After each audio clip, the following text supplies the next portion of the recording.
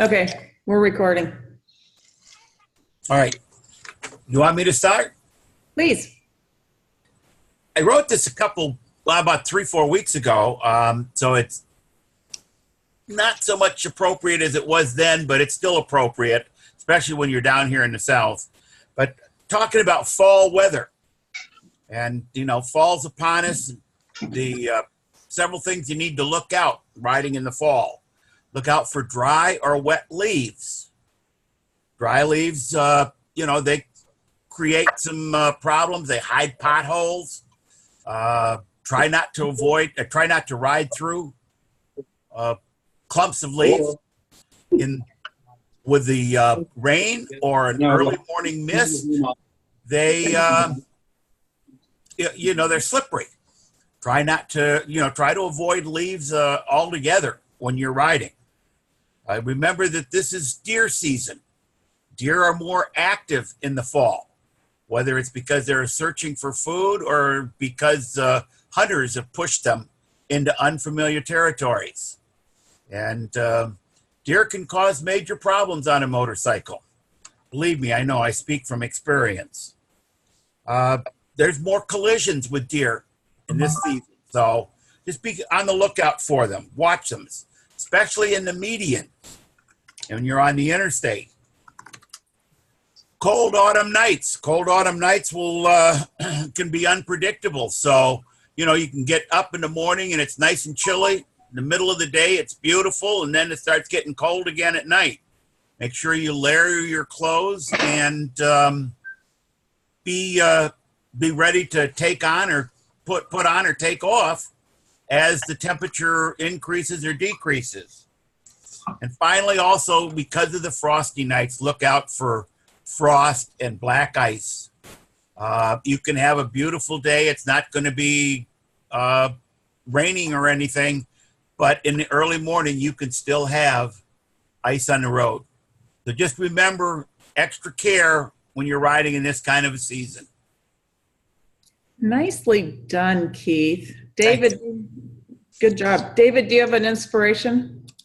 Yeah, I just found something here. You are talking to me, are you not? I am. All right. Well, something I found is 12 tips to start your day with a positive attitude. How many of us get up and go, it's another day? Well, here's some thoughts. Start the night before. Do you often wake up feeling more exhausted than you did when you got to bed? Well, number 2, stretch yourself out. Take a moment of personal praise. What did you do that you were particularly pleased about? And think about that for a moment. Stay connected and express gratitude. Each and every one of us has someone or something that's happened that we can really be thankful for. We have friends, we have jobs that give us satisfaction. We have kids and family that really mean a lot to us. So think about that for a moment. So stay connected and express gratitude. Here's an important one that I don't really follow that well, I guess, but drink enough water. If the more water you drink, the better your body's going to be. Or go for a walk. A walk will clear the cobwebs. It will allow you to begin to think more clearly, get a little fresh air. Get mentally organized, something that probably all of us try to do with greater and lesser degrees of success, but get yourself organized, whether it be things having to do with your job or your personal life. And then finally, tune into something happy. Listen to something that motivates you. It might be music. It might be an inspirational talk of some sort. But think happy and you'll be happy.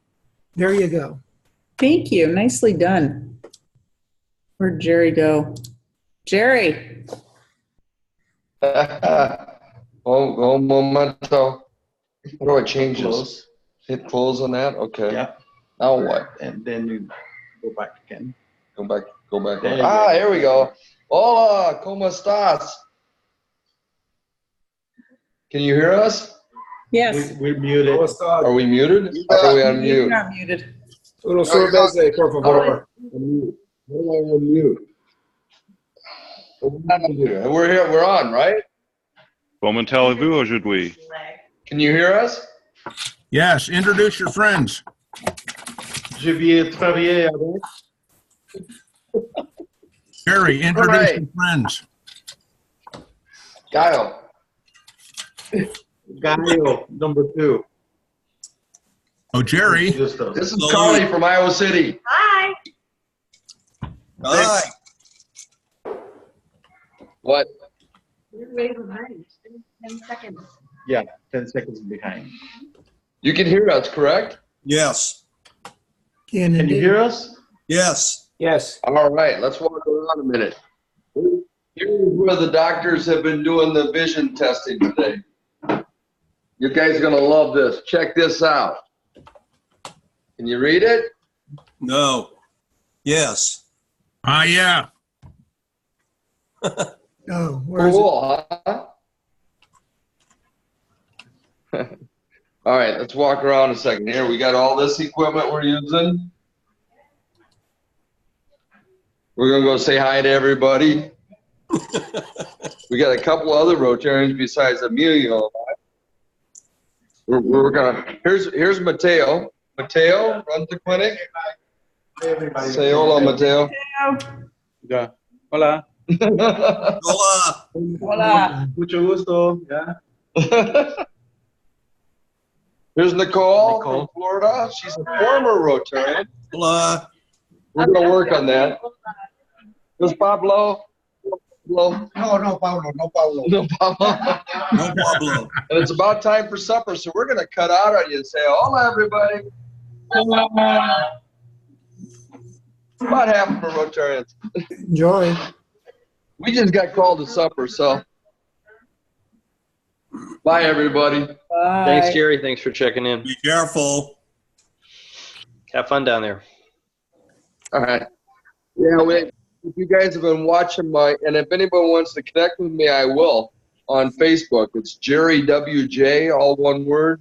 If you want to sort for me, if those of you that aren't connected, there's some interesting videos, including we almost had trouble getting in here. We had to turn off the engines and have the locals push us through the river and back out.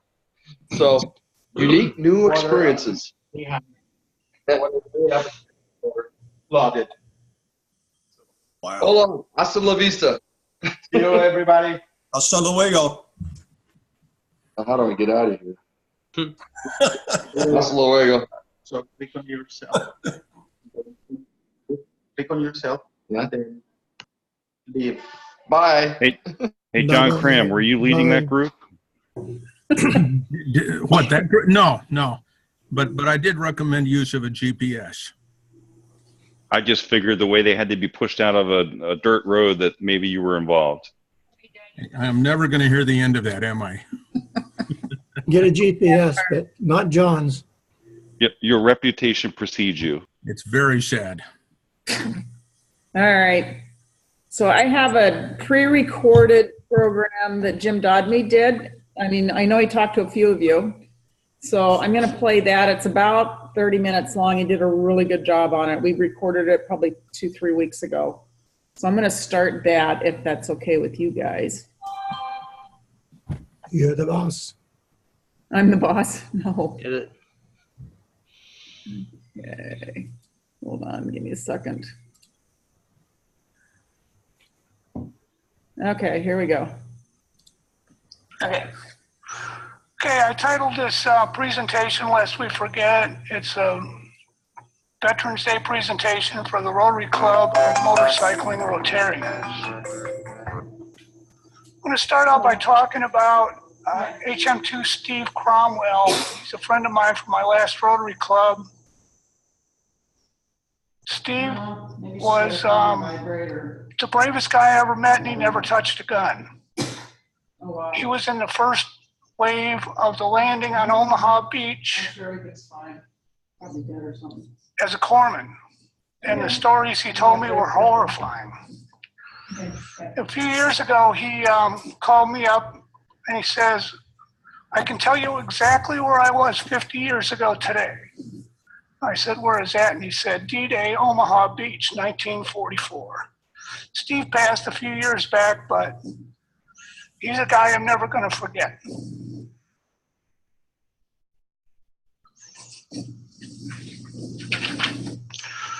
About 10 years ago, I was driving on the Norfolk Naval Station, and a plumber's van pulled up next to me. There was a guy sticking his head out the window, shouting at me, telling me to pull over, pull over.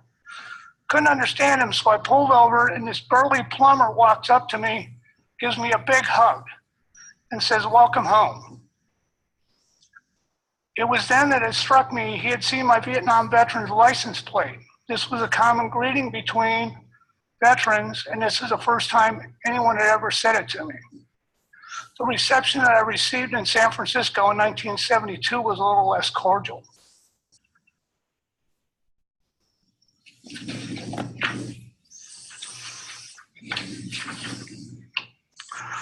He went on to tell me about his traumatic shock, about his bout with drinking, that he was getting better. He hardly ever woke up at night anymore. I was touched by the incident and wondered if I was doing what I should be to raise awareness in the community concerning those that had sacrificed for our country. I have known and respected many heroes, but what had I done to recognize these men and women? So I decided I could at least do a program or two to recognize our veterans. I'm now at about 10.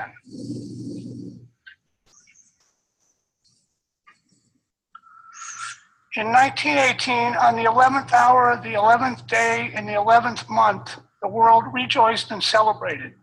After 4 years of bitter war, an armistice was signed. The war to end all wars was over.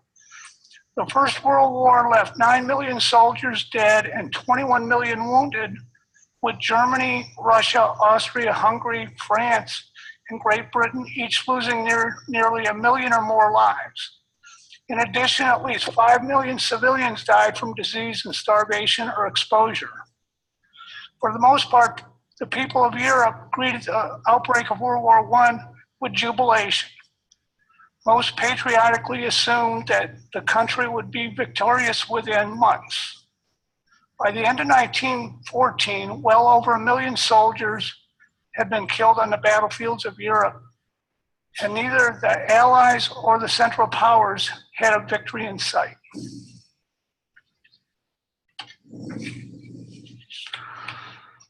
Captain Jackson served from May 1991 until December 1986, which was followed by several years as a civil servant with the U.S. Army Tank Automotive Command. While serving at Camp McCoy in Wisconsin, they were processing Cuban refugees. At around 1900 hours, his commander asked Jerry if they wanted to work late and finish that night, or if they wanted to break for chow to finish the next day. If they worked late, the commander said he would make sure that they got to eat. They decided to finish, but when they got done, the commander denied making any statement about food.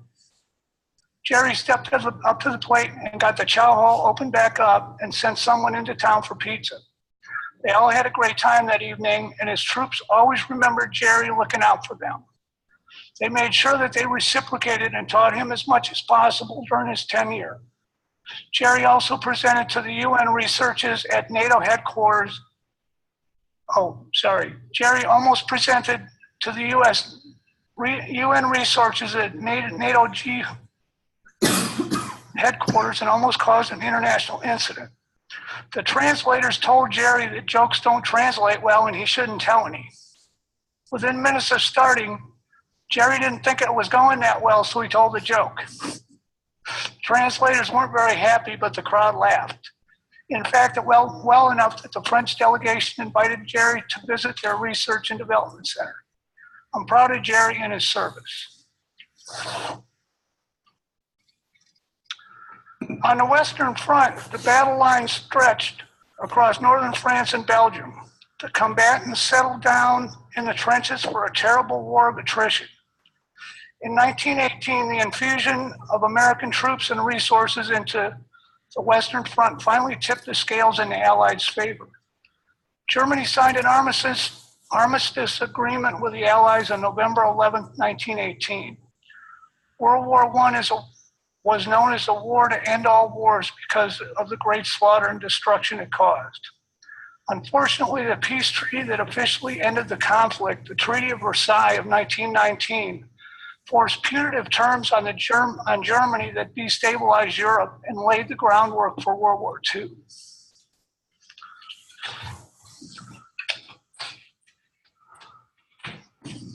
Maritime Enforcement Chief Petty Officer Harold Hill served in the U.S. Coast Guard Reserve for 33 years and served as a police officer for 34 years, including 27 years with Charleston PD, including a stint as a motor officer and 7 years with South Carolina Law Enforcement Division, SLED.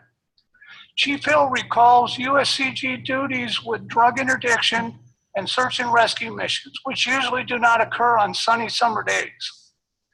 One February morning at 2 a.m., Chief Hill and 3 other brave sailors saved 4 people on a sinking sailboat in 12-foot seas. Chief Hill had just saved a swimmer from near death by pulling him from the sea when they were both almost killed by a parting line. Those parting lines can cut a person in half. Not only did they save the 4 souls, but they saved the sailboat as well. I'm sure that Harold and his shipmates saved many, many other people during the course of his career. I'm proud of Chief Hill and his service. November 11th was set aside as Armistice Day in the United States to remember the sacrifices that men and women made during the war in order to ensure a lasting peace. On Armistice Day, soldiers who survived the war marched in a parade through their hometowns. Politicians and veterans gave speeches and held ceremonies of thanks for the peace they had won. On November 11th, we still have the opportunity to remember the effort of these special people who have served and died in the service of our country. In remembering, we pay homage to those who bravely responded to their country's need.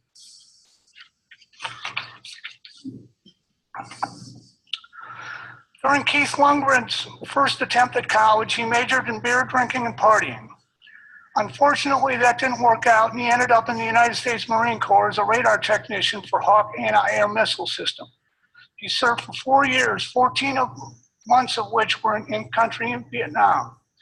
Keith was awarded a Purple Heart when he was in a Jeep following a truck that hit a landmine. There were several casualties, but luckily Keith made it out. One of his memories of his service in Vietnam includes his system misidentifying and launching a missile towards a French airliner heading for Da Nang. Due to the crew's quick thinking and immediate action, they were able to self-destruct the missile, averting disaster. I am proud of Keith and his service. On November 11th, we wear poppies. We pause for 2 minutes of silence, and we attend commemorative events in memory of our wartime dead. Poppies are worn as a flower of remembrance, a reminder of the blood-red flower which still grows on the site of the battles fought in France and Belgium.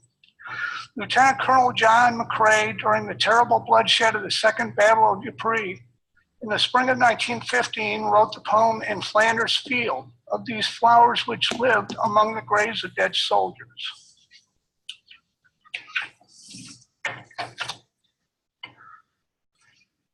Raterman Second Class Robert Preston served aboard the USS Talar from 1968 until 1972.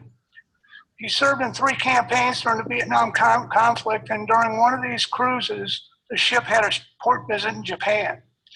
Many of the crew purchased motorcycles, which the Navy allowed them to put on the ship to get them home, under the condition that if the ship was redirected back to the Tonkin Gulf, the motorcycles would all be pushed over the side into the ocean.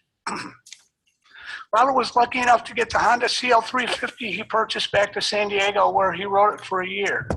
When he was ready to get out and go back to Maryland, he built a trailer and towed it back to Maryland. Robert still feels a tinge of regret for selling that Honda.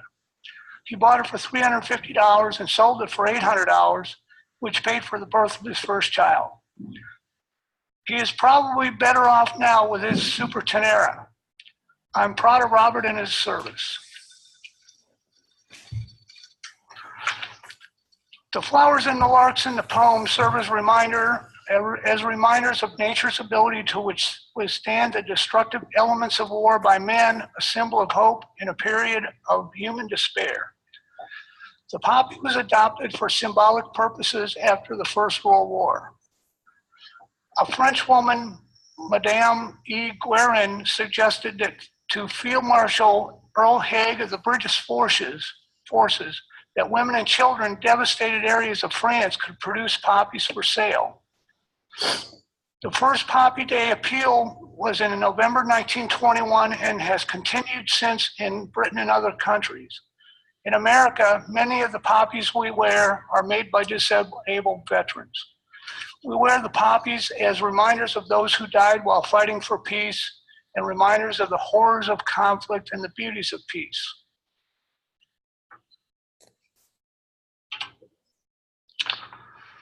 Communications technician Seaman Thomas Dines was assigned to the Naval Postgraduate School and the Defense Language Institute to learn Vietnamese in order to function as a linguist. He was then transferred to Goodfellow Air Force Base in San Angelo, Texas. Tom was ultimately released from service after 18 months for medical reasons. I am proud of Tom's service. Tom is currently a seasonal resident of Marco Island, Florida, and Breckenridge, Colorado. And as you can see, he is a motorcycle collector.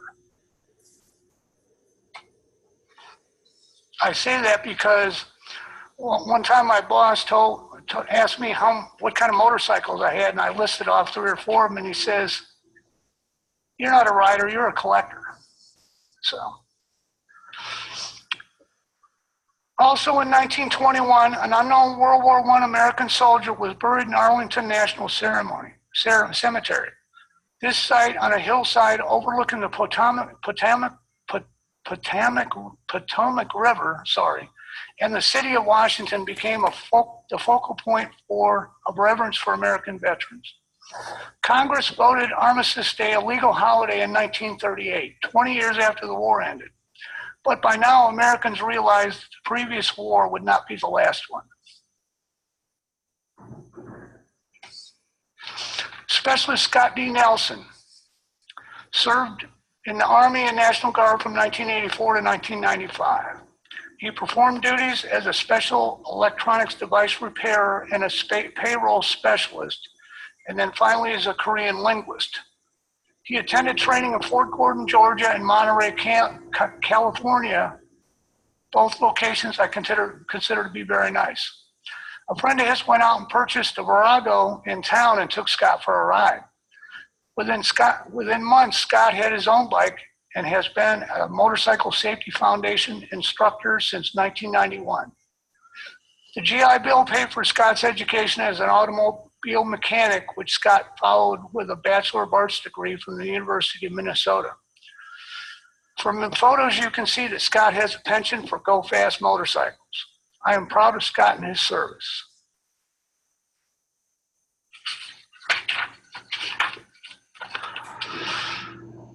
World War II began the following year in 1939, and nations great and small again participated in the bloody struggle.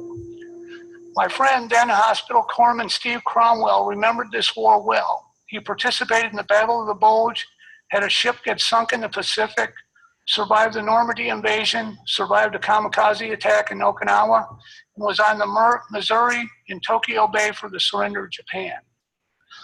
A few years ago, the now Dr. Stephen Cromwell was summoned by the U.S. Congress and presented a medal. It seems that he was the last living survivor from the first wave of the Omaha Beach landing. Finally, if you haven't been impressed with Steve's colorful history yet, he didn't miss a meeting at his Rotary Club for over 50 years. I'm proud of Steve and his service and his friendship.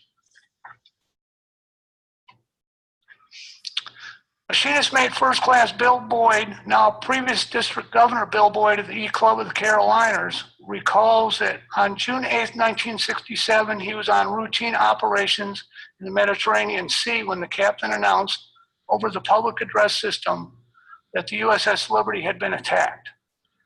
The USS Liberty Incident was an attack on a United States Naval Technical Research Ship, USS Liberty, by Israeli Air Force jet fighter aircraft and Israeli Navy torpedo boats during the Six-Day War.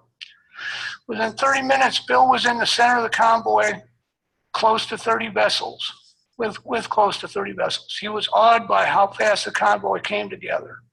I'm proud of Bill and his service.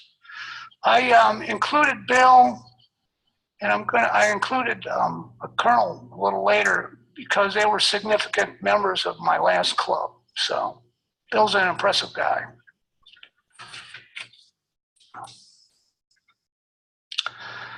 After the Second World War, Armistice Day continued to be observed on November 11th. In 1953, in Emporia, Kansas, began calling the holiday Veterans Day in gratitude to the veterans in their town.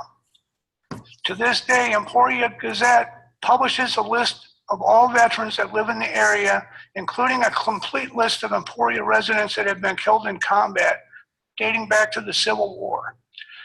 Today, about 100 Emporia residents are serving in the Middle East.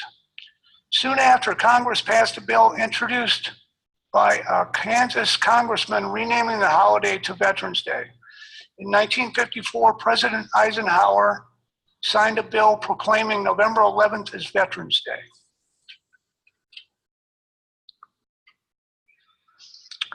Paul McAfee served in the U.S. Army from 1968 to February 1971.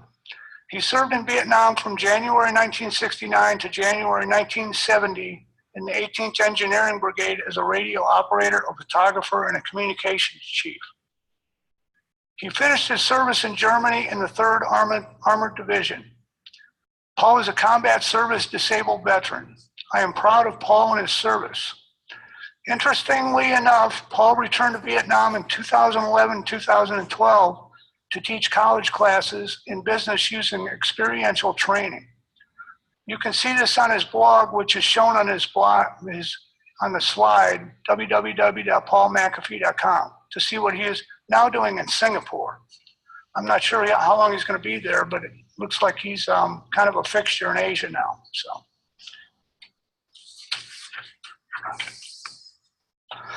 on Memorial Day in 1958, 2 more unidentified American war dead were brought from overseas and interred in the plaza beside the unknown soldier of World War I. One was killed in World War II and one was killed in Korea.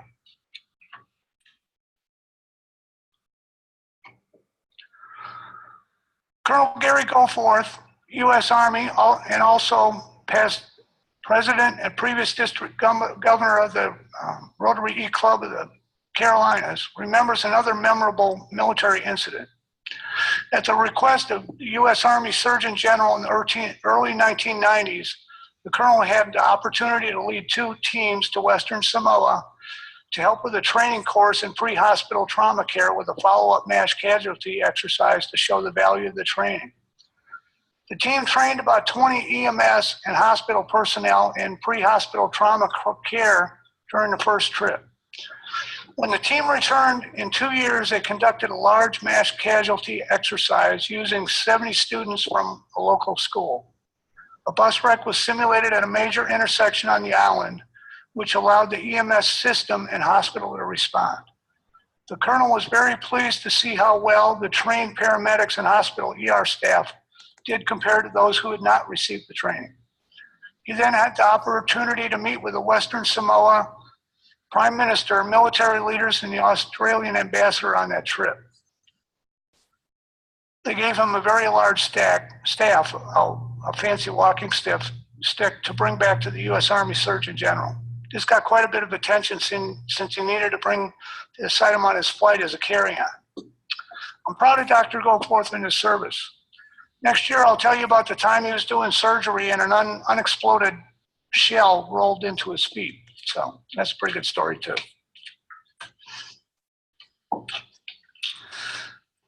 Americans still give thanks for peace on Veterans Day. There are ceremonies and speeches. At 11 in the morning, most Americans observe a moment of silence, remembering those who fought for peace. After the United States' involvement in the Vietnam War, the emphasis on holiday activities shifted. There were fewer military parades and ceremonies. Veterans gathered at the Vietnam Veterans Memorial in Washington, D.C. to place gifts and stand quiet vigil at the names of their friends and relatives who fell in the war. Families who have lost sons and daughters in war turn their thoughts toward peace and avoidance of future war.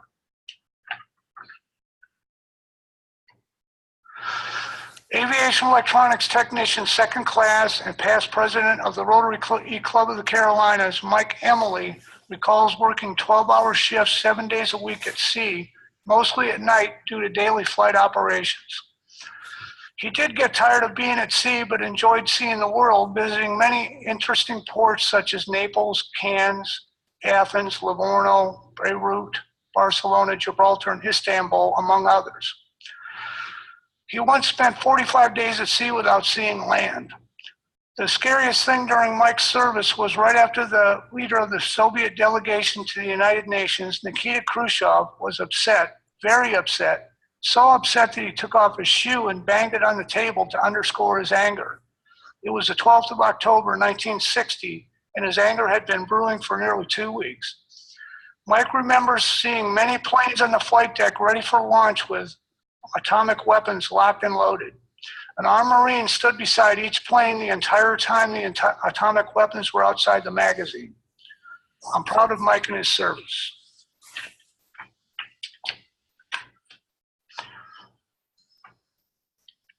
In 1973, a law was passed providing internment of an unknown American from the Vietnam War, but none was found for several years. In 1984, an unknown serviceman from that conflict was placed alongside the others. To honor these men, who are all symbolic of Americans who gave their lives in all wars, an Army Honor Guard, the 3rd U.S. Infantry, referred to as the Old Guard, keeps day and night vigil. If you are unaware, the unknown soldier from the Vietnam conflict was exhumed and has now been identified as Lieutenant Michael Blassie. There will be no more unknown soldiers. While there were no unidentified members from the Persian Gulf War, almost 6,000 military members and many more civilian men and women have died in the pursuit of national interest there as well. This is me.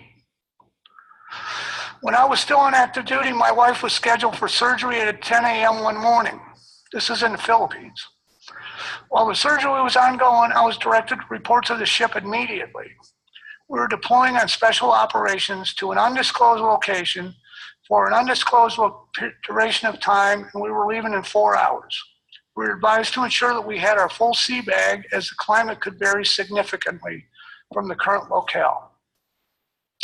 I was allowed to go see my wife as she came out of anesthesia to let her know that I was leaving and didn't know when I would be back. I gave her the car keys and let her know it was parked.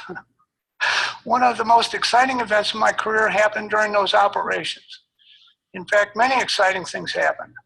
I got to chase a surface Russian submarine into Vladivostok at 34 knots, which is 39 miles an hour. We did an emergency turn when we hit Russian territory, and the ship heeled over around 45 degrees. You could hear things falling all over the ship. Turning an 8,800-ton ship sharply at 40 miles per hour is pretty exciting.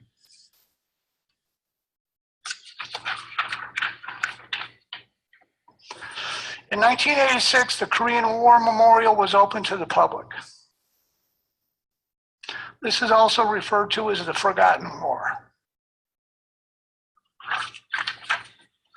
Lieutenant Ron Meade served in the Navy for 3 years from 1973 to 1976. He served in the Naval Hospital, Oakland, California, and later on the U.S. Naval Air Station in Agana, Guam. You may be interested to know that both of these organizations have been closed. Every home port I was ever in is now closed too, so. Ron remembers treating Vietnamese refugees in an airplane hangar. He was a dentist, and many of them were poor or had no access to medical care or dental care. There were a lot of extractions in that hangar. I'm proud of Ron and his service. There is a link on the slide to the demise of Naval Hospital, Oakland, if you are interested. They did an implosion on that hospital. It's kind of interesting.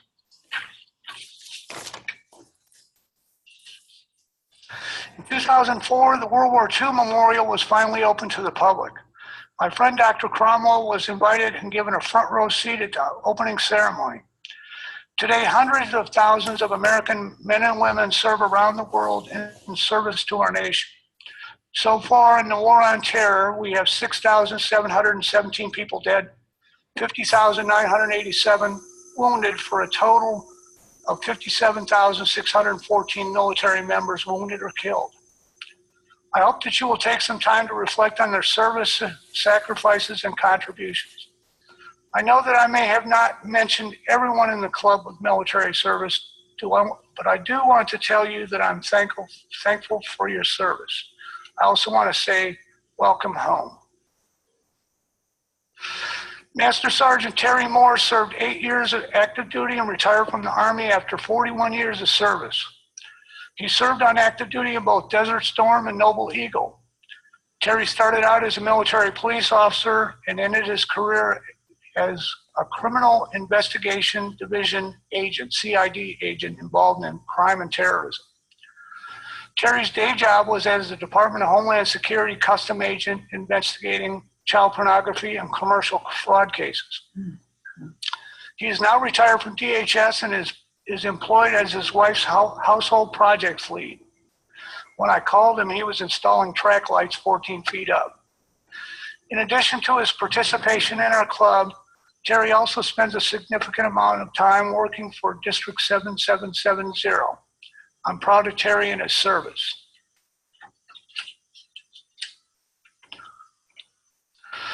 There's a new Rotary Fellowship. It's the International Fellowship of Rotarian Military Veterans, and here's the URL for it.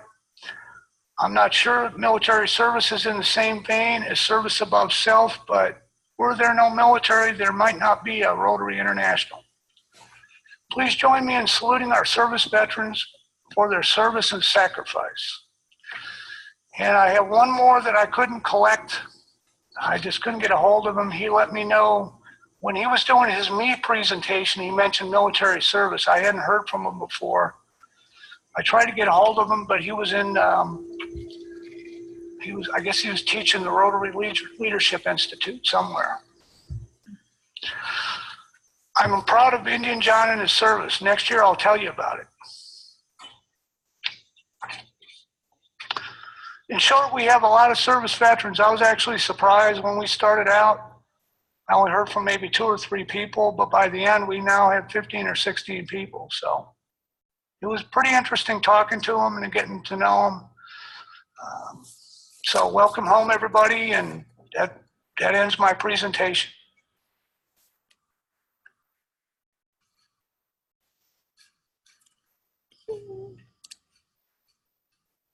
Very nicely done. I know.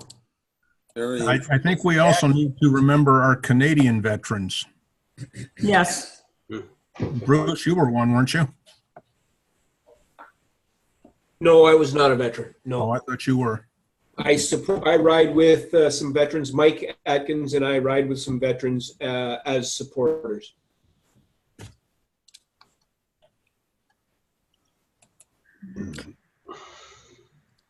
So now I got to figure out how to get to full screen again. You can do it. Huh?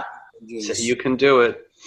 I don't know. Oh yeah, I have confidence. We have faith in you, I think. Yeah, you need to lower those expectations a little bit. There, maybe. Stop share. Yay! There you go. Hey. You did a really good job on that program, I have to say that. Excellent. I actually went back and watched it again last weekend. Is there any way to get a copy of it? Yeah, I will put it, well, it'll be up. I got to figure out how to do that.